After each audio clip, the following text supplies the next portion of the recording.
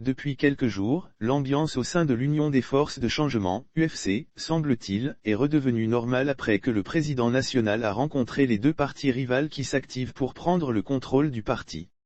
L'UFC, un parti politique de l'opposition, porté sur les fonds baptismaux en 1992, fruit de la fusion de plusieurs formations politiques, autrefois très populaires dans le pays, est en train de tourner la page de la crise interne qui paralyse ses activités. À peine a-t-elle fini de digérer le départ d'une partie importante de ses cadres pour aller fonder l'Alliance nationale pour le changement, ANC, que la formation à la couleur jaune est empêtrée dans une nouvelle crise relationnelle entre le reste des fidèles de Gilles-Christ Olympio, le président national, fragilisé par l'âge et les épreuves de lutte politique. En effet, le 26 avril 2010, ce dernier signe avec le parti cinquantenaire au pouvoir, un accord politique pour une participation à un gouvernement de redressement national, dans un esprit de partage de pouvoir avec le Rassemblement du peuple togolais, RPT, ancêtre de l'Union pour la République, UNIR. Cet accord des braves provoque un tollé dans le landerneau politique national voire au sein des Togolais de la diaspora. L'UFC se divise. Les positions deviennent inconciliables. Une partie conduite par Jean-Pierre Fabre part fonder un nouveau parti. Celle qui est restée fidèle à leur mentor est, dans la foulée, traversée par une guerre de leadership. Deux camps se créent, d'une part la vieille garde incarnée par Elliot Oin, sexagénaire, ancien ministre des Affaires étrangères et, de l'autre, la nouvelle génération dont la figure de proue serait le député Sénat Alipuy, un quarantenaire, militant actif de longue date aujourd'hui troisième vice-président de l'Assemblée nationale.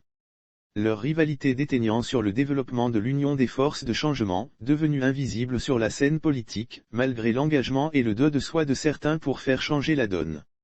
Le retrait de la vie politique de l'octogénaire Gilles-Christ Olympio en 2017, après avoir fait le constat que les termes de l'accord des braves ne sont pas entièrement réalisés, mais acceptant le difficile choix de rester fidèle à son engagement, malgré le fait que les espérances de changement et notre vision d'un Togo nouveau sont toujours à réaliser, a attisé la guerre de succession au sein de son parti durant plusieurs années avant que les deux principaux protagonistes ne fument le chalumet de la paix il y a quelques jours en terre ghanéenne. La confusion a trop duré. Elle a des conséquences notables sur le bon fonctionnement de l'UFC. En marge des funérailles d'Elpidio Fernando Kodjo Olympio, petit frère de Gilles-Christ, décédé à Paris le 5 septembre dernier et inhumé ce 29 octobre à Accra, les deux camps ont enterré la hache de guerre.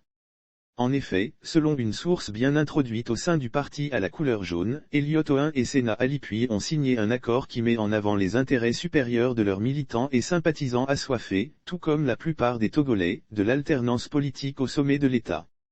Ces deux cadres et leurs suites acceptent désormais travailler la main dans la main et ont promis devant Gilles-Christ Olympio de faire en sorte que l'Union des forces de changement retrouve ses lettres de noblesse. Si elle détient actuellement le titre de chef de file de l'opposition, elle peut faire mieux, s'accorde-t-il à murmurer dans les oreilles de leurs visiteurs du soir. Reste à savoir si cette réconciliation est de nature à précipiter l'organisation de la prochaine Assemblée générale extraordinaire qui se fait désirer depuis plusieurs années.